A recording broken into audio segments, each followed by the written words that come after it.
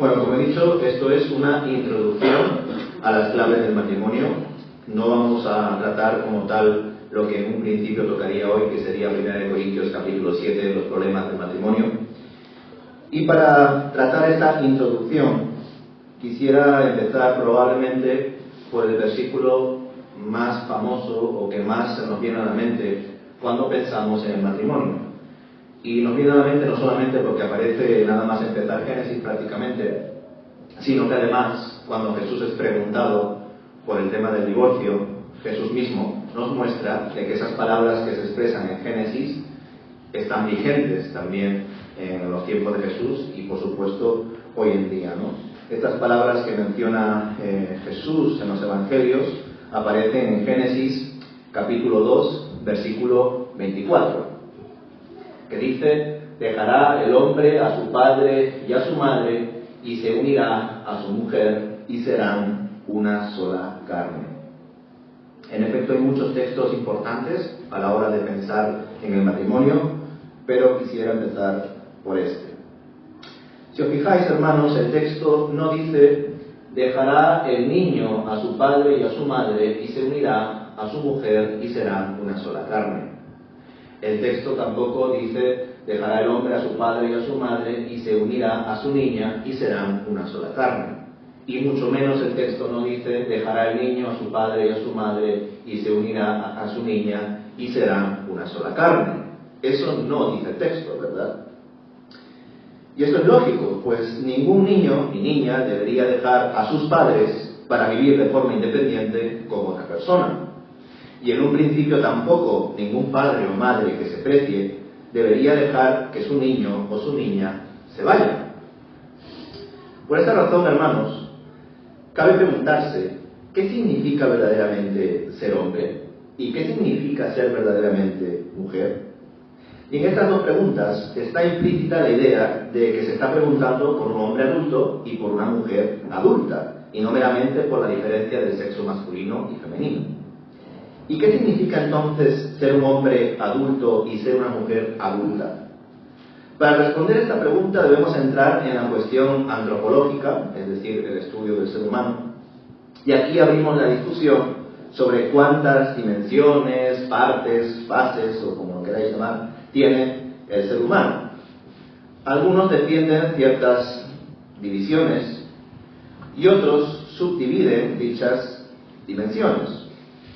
Algunos creen que el ser humano está dividido en 4 dimensiones: la física, la mental, la socioemocional y la espiritual. Pero como podéis comprender, este análisis sobre las dimensiones del ser humano se puede ver desde la perspectiva antropológica, desde la perspectiva psicológica, desde la perspectiva pedagógica, desde la perspectiva filosófica, social, política, etcétera, etcétera. Por eso es que algunos consideran que tenemos 4 dimensiones, otros hacen subdivisiones o vinculaciones entre una dimensión y otra. Aquí, por ejemplo, podéis ver esa vinculación entre la dimensión física y la espiritual como dimensión estética, o el de la física y la mental como dimensión cognitiva, o la dimensión mental con la socioemocional como dimensión comunicativa, o la dimensión socioemocional con la dimensión espiritual llamada dimensión ética. Pero hay muchas personas que hacen más divisiones o más subdivisiones. Por ejemplo, la dimensión asociada a lo educacional, a lo laboral, a también, vamos a decir, no solamente lo cultural, sino aspectos relacionados con lo psicosomático, ¿verdad? Y por supuesto también la dimensión financiera. Dependiendo de qué autores leamos y de qué disciplinas investiguemos, pues podemos ver diferentes divisiones de estas dimensiones. Pero para nosotros este asunto no es necesario de especificar. No vamos a discutir ahora cuántas dimensiones hay en el ser humano, pues nos podemos hacer una idea de que lo que nosotros debemos evaluar es si hay una armonía en medio de estas dimensiones. ¿De acuerdo? En efecto, hermanos, la respuesta de qué significa ser una persona adulta varía según la época, la cultura y el contexto. En España, por ejemplo, ¿qué se consideraría en la actualidad ser un hombre adulto o una mujer adulta? ¿A una persona de 18 años, quizá? Cierto es que desde un punto de vista legal es un adulto, es un mayor de edad, ¿verdad? Pero ¿consideraríamos de verdad a una persona de 18 años un adulto en todos los sentidos? Desde luego que no. Es más, es muy habitual escuchar a personas de mediana edad, es decir, de 40, 50 años, que las personas que tienen 25, 30 años todavía son unos niños, son unos bebés, no saben qué hacer con su vida. Sin embargo, cuando nos fijamos en algunas culturas de África o en las ceremonias religiosas y culturales de los judíos, nos damos cuenta de que una persona con 12 o 13 años, para ellos, ya es un adulto. Para nosotros sería impensable, ¿verdad? ¿Cómo que una persona con 13 años sea un adulto? Si ni siquiera con 18 le consideramos a muchas personas adultas, ¿verdad? Todos estamos de acuerdo, debido a los estudios de medicina y concretamente de anatomía, que una persona se convierte sexualmente en adulto, y reitero, sexualmente, tras iniciar la etapa de la pubertad, que comúnmente suele ocurrir en las niñas entre los 10 y 14 años y en los niños entre los 12 y 16 años. Aunque existen, por supuesto, excepciones, variaciones, si nos detenemos a evaluar los casos de forma individual, ¿verdad? Cierto es que físicamente, no sexualmente, sino físicamente, teniendo en cuenta pues, la complexión, la altura, el desarrollo de los órganos en algunos casos, etcétera, los médicos consideran que todos los individuos llegan a desarrollarse, otra vez reitero, físicamente hasta al menos los 18 o incluso 21 años, ¿verdad? Lo habéis escuchado, ¿no? Hijo, todavía quizá puedas crecer más hasta los 21 años. No suele pasar, pero hay casos que sí, al menos unos milímetros. Pero sexualmente, no físicamente, sino sexualmente, un niño y una niña pasan a ser adultos cuando cumplen aproximadamente 12-13 años. Ahora bien, hay variaciones, pero más o menos es una forma de considerarlo. Ahora bien, ¿habéis reflexionado, teniendo en cuenta todo esto que os he mencionado, habéis reflexionado alguna vez en las implicaciones que tiene que una persona sea adulta sexualmente con 12 años, pero siga siendo inmadura en otras dimensiones de su ser, hasta cumplir en algunos casos 20 o 30 años? Ni qué decir de los casos de hombres y mujeres que pese a tener incluso 40, 50, 60 años y aún siguen siendo inmaduros emocionalmente, entre otras cosas. En efecto, hermanos, estas personas viven en una fuerte disonancia, no hay equilibrio. Viven con fuertes luchas internas y presentan grandes desequilibrios en las dimensiones de su ser. Nosotros no podemos ignorar esta realidad como creyentes. No podemos mirar para otro lado. No debemos olvidar que esta sociedad no está preparada para tratar al ser humano tal y como debe ser tratado. Pues esta sociedad en general intenta progresar sin tener a Dios presente en medio de su desarrollo. Es una realidad esto.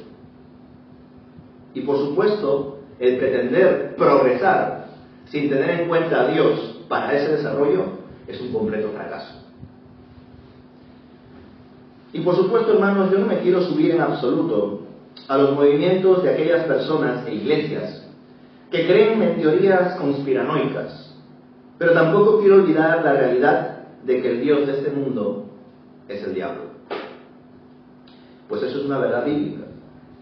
Yo sé que hay mucha gente que dice que existen organizaciones que nos manipulan, que el gobierno de aquel país o del otro quiere que sus ciudadanos sean gente que no piense y que puedan así ser utilizadas fácilmente. Desde luego es posible que algunos expresen la verdad, en especial aquellos que han afirmado que la Iglesia ha hecho mucho daño a la sociedad. Pues es cierto. La institución de la Iglesia Católica, a lo largo de los siglos de la historia de la Iglesia, ha hecho mucho daño en muchos momentos, y desgraciadamente algunos cristianos evangélicos hoy están haciendo daño también. Pero nosotros sabemos que los verdaderos seguidores de Jesús no son así, Y nosotros queremos ser verdaderos seguidores de Cristo. Nosotros no nos identificamos con aquellas noticias que salen de iglesias evangélicas que practican cosas que ni siquiera habría que decir. Os digo todo esto, hermanos, porque no debemos centrarnos tanto en los políticos, líderes o gobiernos de turno. Porque haciendo eso quizá podemos llegar a olvidarnos de que el maligno, en muchos momentos y en muchos casos, está detrás. Sin duda estoy convencido que un pueblo inmaduro es un pueblo desarmado, es un pueblo vulnerable. Estoy convencido de que las personas que no presentan un equilibrio en sus vidas, ya sabéis, a nivel físico, a nivel emocional, a nivel educacional, a nivel de formación, a nivel financiero, etcétera, etcétera, son más fáciles de manipular y engañar. Por eso, hermanos, os invito a reflexionar en todo esto que os estoy compartiendo.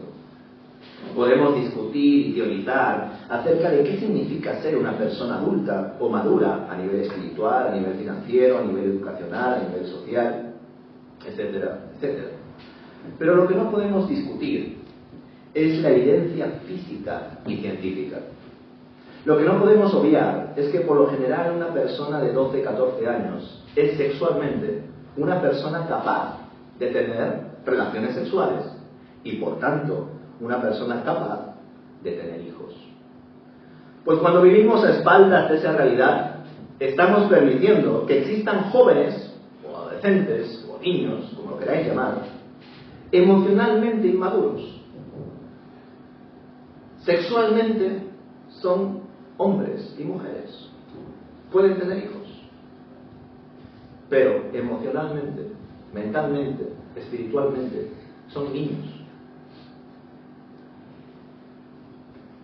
Y claro, ¿qué puede pasar con personas que sexualmente estén desarrolladas, pero emocionalmente sean inmaduras? Pues puede pasar abusos sexuales, baja autoestima, problemas de identidad, embarazos no deseados, enfermedades de transmisión sexual, suicidios, trastornos de alimentación, etcétera, etcétera, etcétera.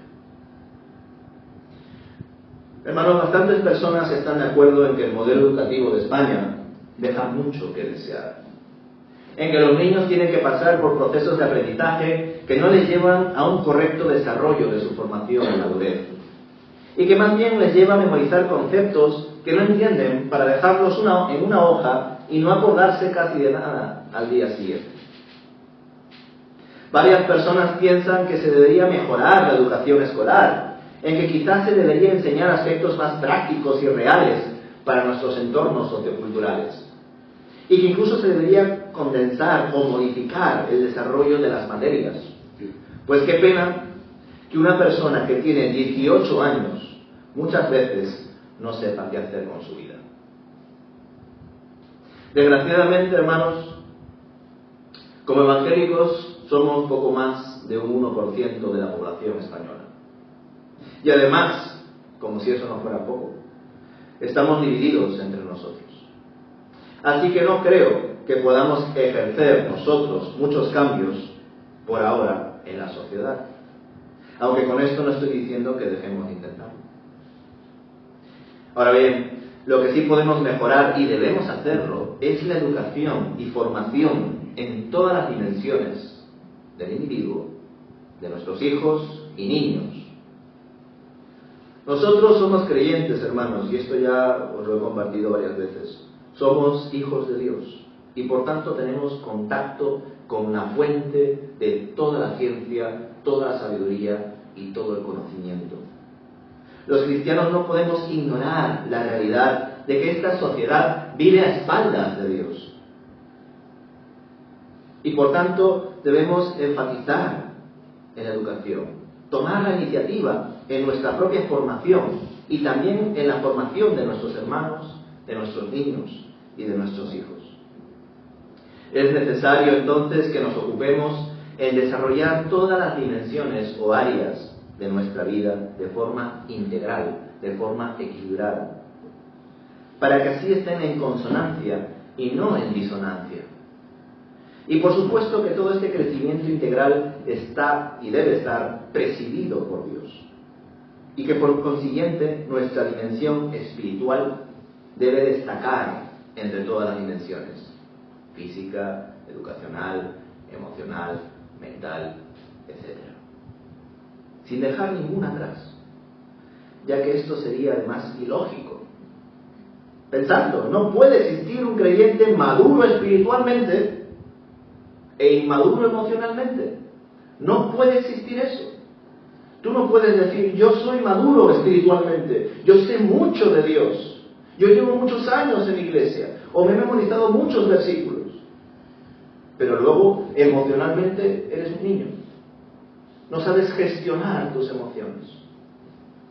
O a nivel laboral, financiero, educacional, dices, no necesito formarme de nada, no necesito mejorar en mi aspecto, en mi dimensión laboral. ¿Para qué?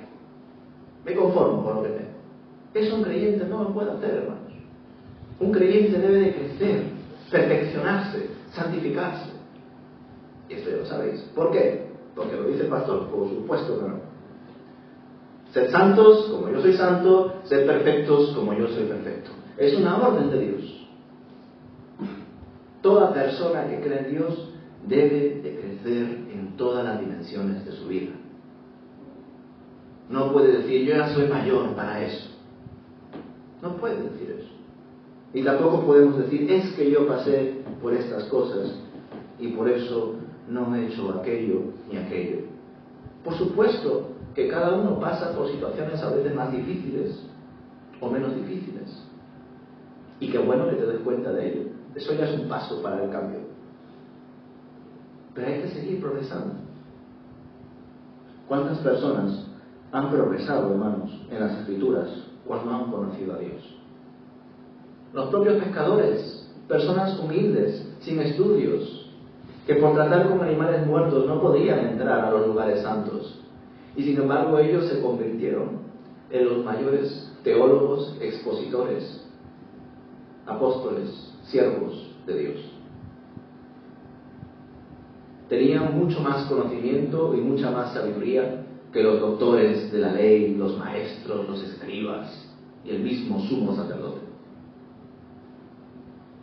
Pues si simples pescadores, hombres sencillos de una región olvidada, criticada, diciendo algo bueno puede salir de Nazaret, incluso de la misma región de Galilea, pues Dios puede sacar algo bueno que cualquiera de nosotros, hermanos, independientemente de si venimos de un contexto hostil, difícil, humilde, o si hemos disfrutado de más recursos.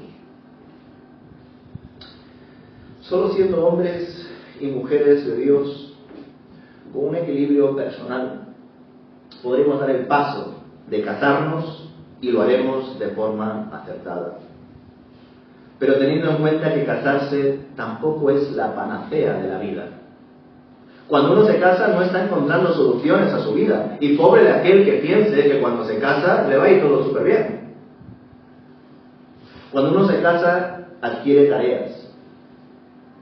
Y si os suena peyorativa la palabra, pues responsabilidades. Y esto lo veremos en nuestro estudio de 1 Corintios capítulo 7 en adelante. Ya os he dicho al principio de este tiempo de estudio y de reflexión que hoy no vamos a entrar en 1 Corintios 7. Me he permitido hacer una pequeña introducción de aspectos claves sobre el matrimonio.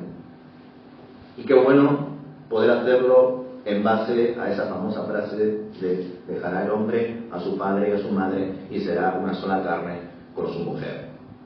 Y hasta ahora lo que os he desarrollado es preguntarnos, muy bien, dejará el hombre a su padre y a su madre y será una sola carne con su mujer. Pero ¿qué significa ser un hombre? ¿Qué significa ser una mujer?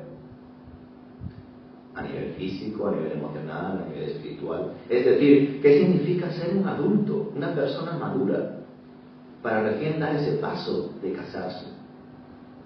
Si cuando uno decide casarse arrastra un montón de problemas, no ha madurado, no ha trabajado consigo mismo, todo eso lo va a arrastrar y lo va a mezclar con todos los problemas que además tenga la otra persona.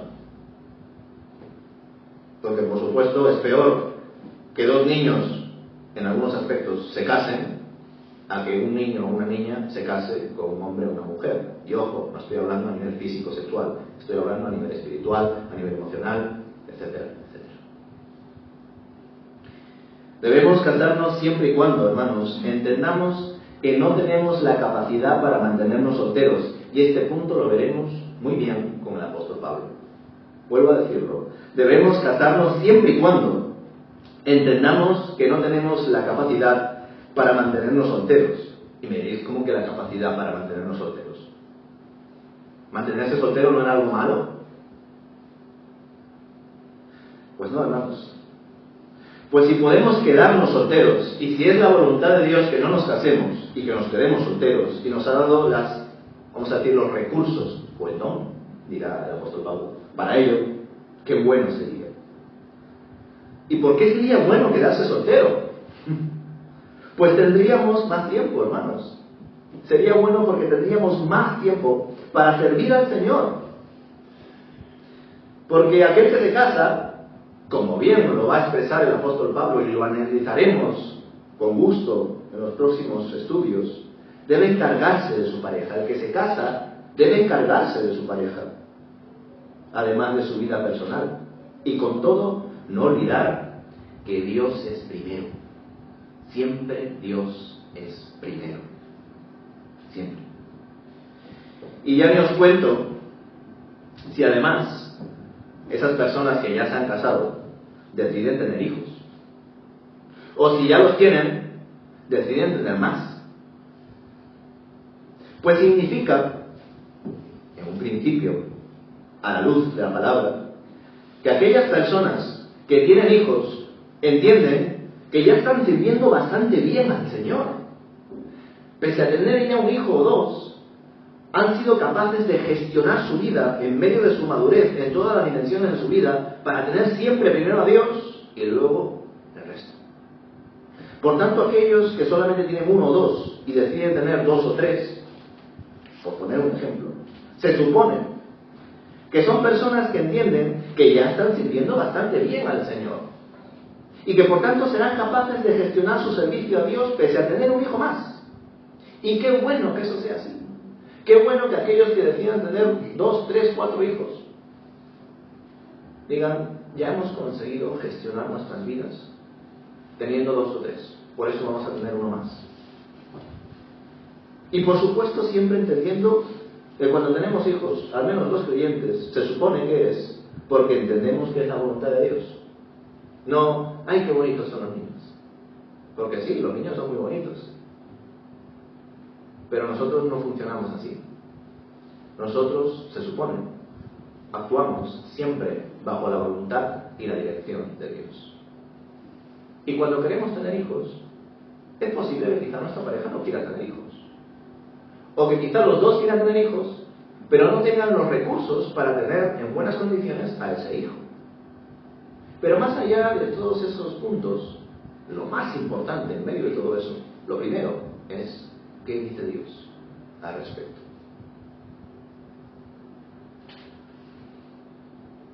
Hay que añadir, hermanos, que incluso los hijos se conciben porque Dios así lo quiere y son hijos, por tanto, por y para Dios. Escuchad esto, hermanos, es una completa ironía ver cómo el Señor Jesús y el apóstol Pablo nos hablan de la importancia de servir a Dios por encima de todas las cosas y cómo a veces nosotros le prestamos más importancia a aspectos secundarios en nuestra vida.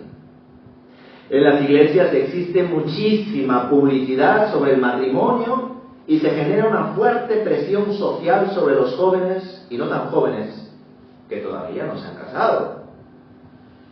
Y esto no debería ser así en absoluto, hermanos. Recordad que tanto Jesús como Pablo tratan el tema de la soltería. Jesús lo expresa en forma de eunucos. No lo hemos tratado en Lucas porque aparece en Mateo, pero lo podéis leer ahí. Es más, justamente esa frase está en la perícopa, en la parte donde Jesús es preguntado por el tema del divorcio y donde Jesús cita ese famoso texto de Génesis capítulo 2 dejará el hombre a su padre y a su madre y será una sola carne con su mujer.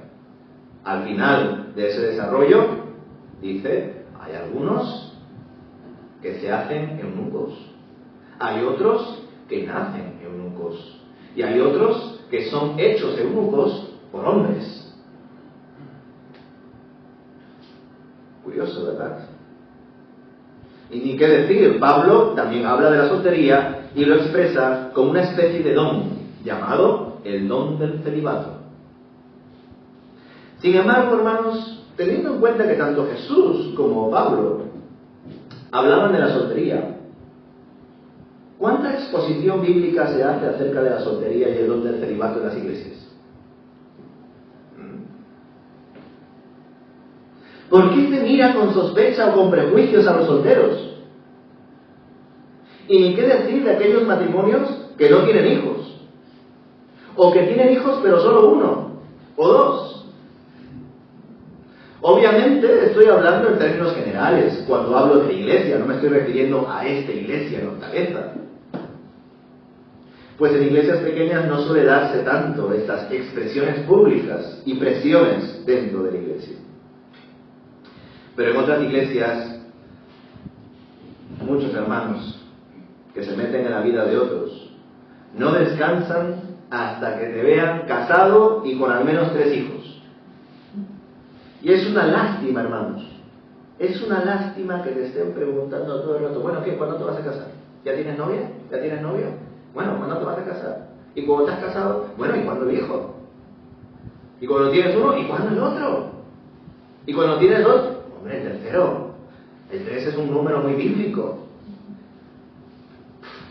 Hermanos, esto es una lástima, hermanos. Porque pienso que han existido personas que han tenido el don del celibato, pero que no lo han ejercido por presión social, por presión eclesial, por presión familiar. Y esto es muy triste. Porque nuestro sentido de la vida, hermanos, como creyentes, es servir y glorificar a Dios por encima de todas las cosas. Lo demás vendrá por añadidura. Y si el apóstol Pablo, inspirado por Dios, nos revela, y así lo veremos con detalle en los próximos estudios, que existe el don del celibato existe. Sí, se podrán levantar algunos, bueno, no, ese don del celibato era para aquellos tiempos. Al igual que aquellos que piensan que ciertos dones del Espíritu Santo son para aquellos tiempos. Pues yo no lo creo. Y sin embargo, hermanos, si el don del celibato existe, ¿por qué las iglesias que se supone que deben estar centradas en la Biblia por encima de todo? Por supuesto también están aspectos sociales, la comida, cantar, organizar eventos, evangelizar, pero por encima de todo la palabra. ¿Por qué en las iglesias no se habla del don del celibato, de la importancia de la soltería? De que cuando venga el Señor mucha gente se estará casando y dando el casamiento y vendrá ahí el Señor. Y pobre de aquel que estuvo pensando, sí, voy a hacer así mi vida, lo voy a organizar de esta manera, creyéndose Dios en sus vidas. Solamente hay un solo Dios, hermanos. Que nadie pretenda ser el Dios de su vida. Que nadie pretenda gestionar su vida a su manera porque no es suya. La hemos perdido por el pecado.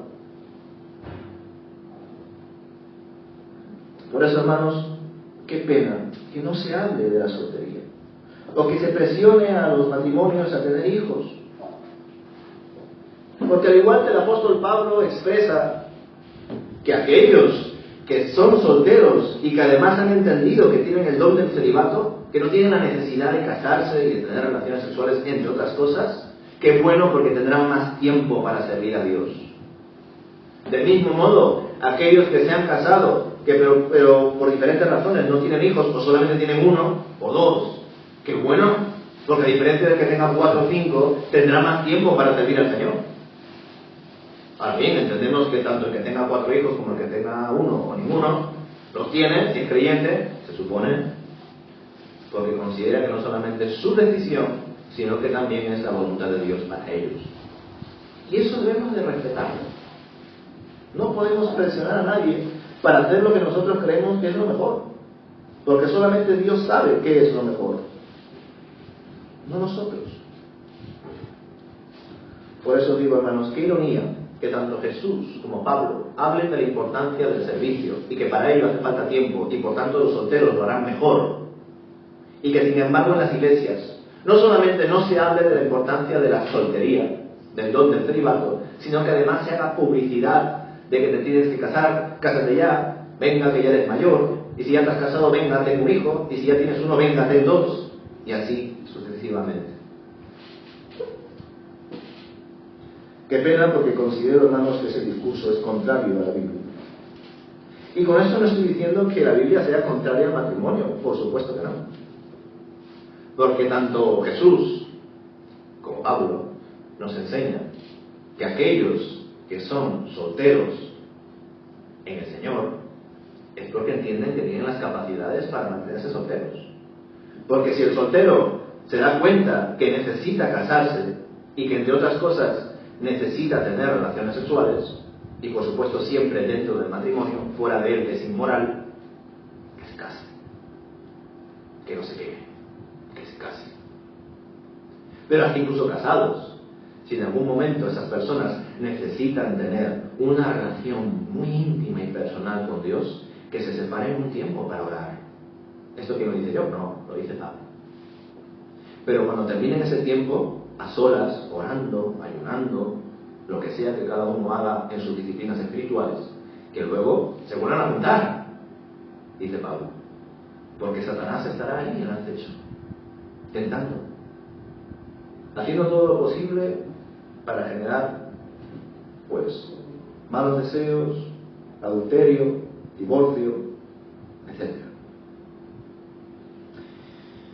Hermanos, como he dicho, solamente estoy tocando algunas claves del matrimonio.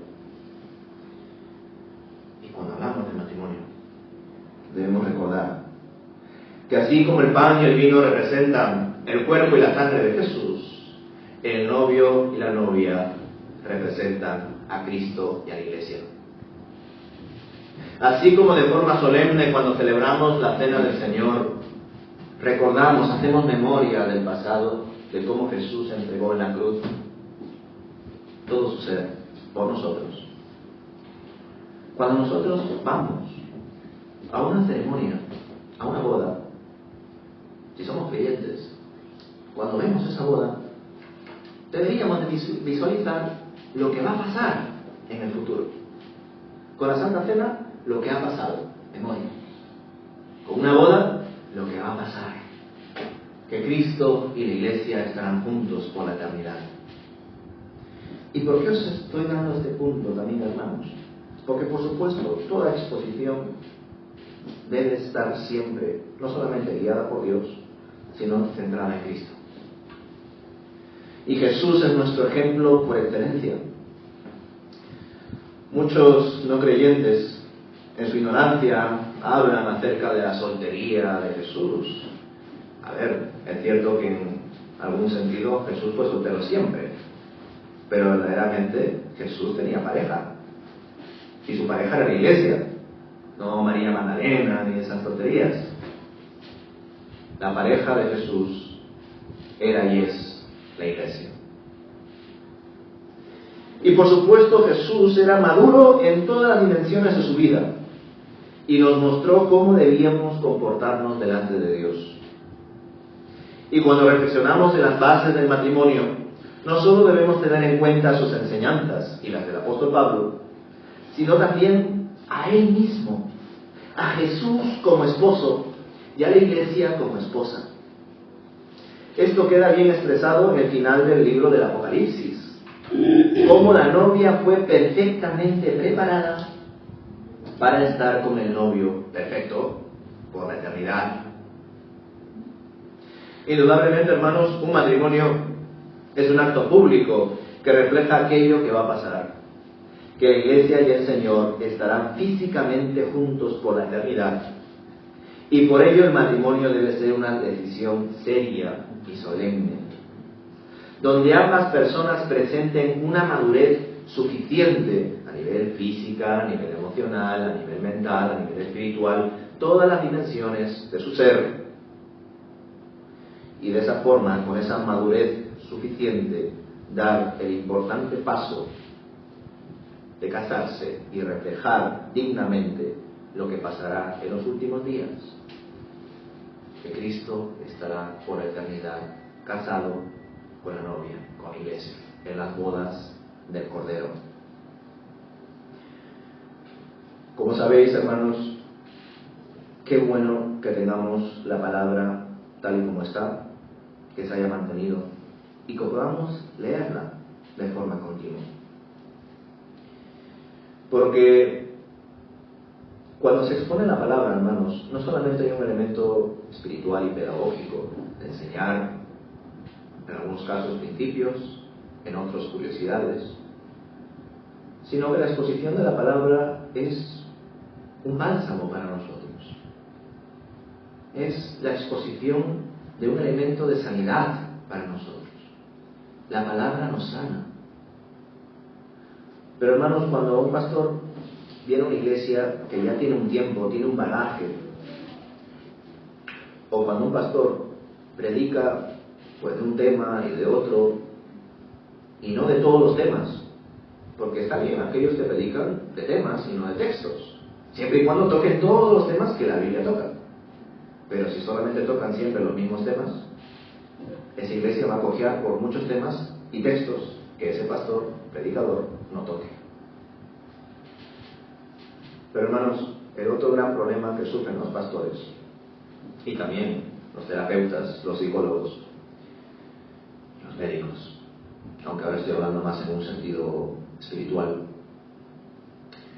es que cuando aconsejan, escuchan, orientan a una persona, a una pareja o a una familia, lo hacen a posteriori, lo hacen cuando el problema ya ha pasado, lo hacen a remolque.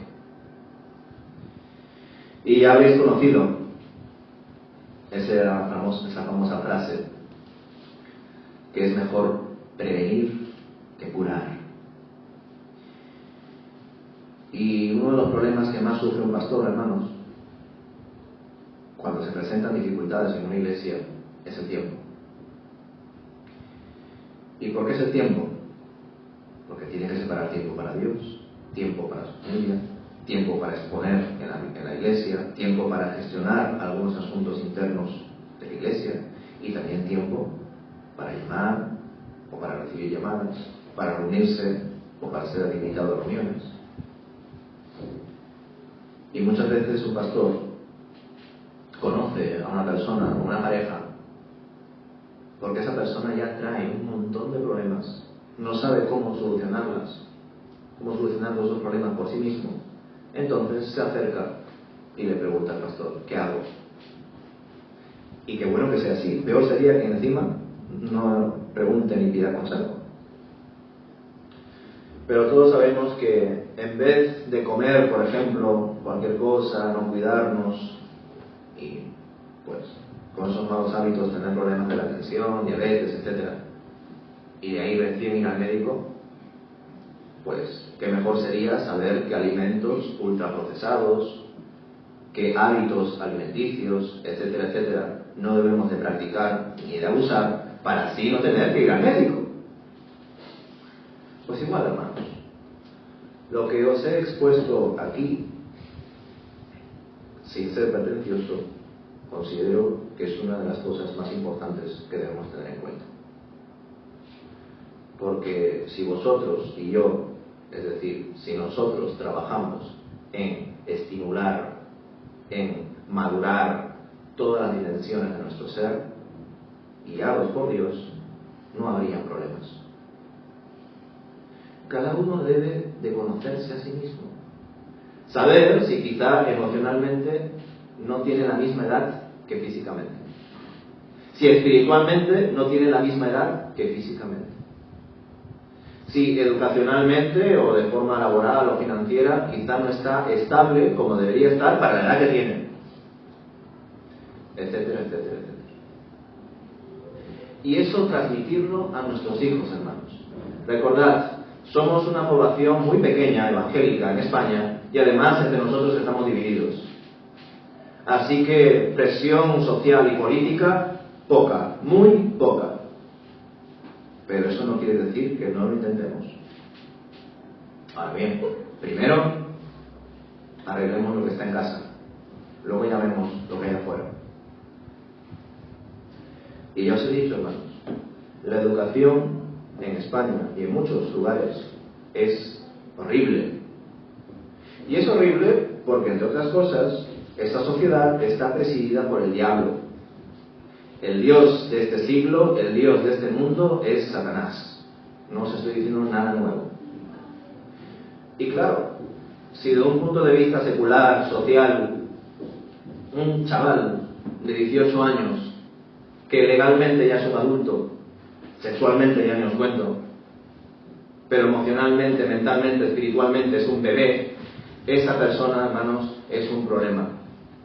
Así que nos debemos de ocupar de que si nuestros hijos, sobrinos y nosotros mismos tienen físicamente 15 años, que espiritualmente tengan 15 años, que socialmente tengan 15 años, en todas las dimensiones de su vida, 15 años, y que estén presididas por su espiritualidad. Porque si no, pues serían como dicen algunos, ¿no? Como un mono con una escopeta, un peligro enorme. Porque el mono no sabe qué hacer y puede apuntar en cualquier momento, disparar y a cualquier sitio y matar a alguien. Y eso sucede con personas que físicamente están desarrolladas, pero que en aspectos espirituales, sociales, no tienen muy buen desarrollo. Y además debemos de recordar que esas personas son muy, pero que muy manipulables, maleables para el mundo y por tanto para Satanás. Y nosotros debemos de cuidar eso, hermanos. Y sí, está la discusión ya, pero es que hay algunos que tienen un carácter y una personalidad que a veces, pues sí, tiene 18 años, 15 años, pero es que debido a su personalidad parece que tuviese 8. ¿Vale? Pero es que nosotros debemos de trabajar para que nuestro carácter sea semejante al carácter de Cristo. Y sí, cada uno es su padre y de su madre. Hay gente que es más tímida, hay gente que es más sociable, hay gente que es un poco más así hiperactiva, por decirlo de otro modo, y hay otros que son pues más calmaditos, calladitos, tranquilos. Pero independientemente de eso, no, debemos de trabajar en nosotros y también con nuestros hijos, con nuestros sobrinos, etcétera, con nuestros niños, para que crezcan en todas las dimensiones de su vida, para que no haya una disonancia entre las áreas de su vida, sino una consonancia, un crecimiento integral. De esa forma habrán matrimonios estables, habrá hijos y educación estables y seremos una iglesia sana. Y esto es lo que quiere Dios. Que el hombre, a nivel espiritual, a nivel social, a nivel educacional, se case con una mujer que sea mujer madura, adulta, a nivel social, educacional, emocional, espiritual y física. Cuando una persona pretende dar ese paso tan importante siendo muy maduro, en algunas áreas de su vida, está firmando casi su sentencia. Y además, en muchos casos, se están olvidando de que primero es Dios. Y desde luego no creo que Dios exprese su voluntad diciendo: bueno, parece que todavía emocionalmente estás fatal. Veo que no has estudiado o que todavía no has terminado tus estudios. Y veo que laboralmente no estás trabajando en nada estable. Pero sí, mi voluntad es que te cases, cásate. Eso no va a decir Dios nunca, hermanos. Dios quiere que trabajemos en nuestra persona, en nuestro ser, que crezcamos y que seamos maduros, y a partir de ahí encontremos, si es que es la voluntad de Dios, y si es que no tenemos el don del celibato, a la persona que también sea madura en todos los sentidos. No pongamos en la boca de Dios lo que Dios no expresa en su palabra, porque eso es un error. Luego estamos, que los divorcios, que las separaciones, que las discusiones, ay, que mis hijos no han hecho esto y lo otro. Hermanos, recordad, es mejor prevenir que curar. Pero si hay que curar, no solamente está el pastor, la iglesia es una comunidad sanadora. Si hay que curar, estamos aquí para ayudarlos, valorar los unos por los otros, porque somos un mismo cuerpo y Cristo es la cabeza. Que el Señor os bendiga, hermanos. Amén.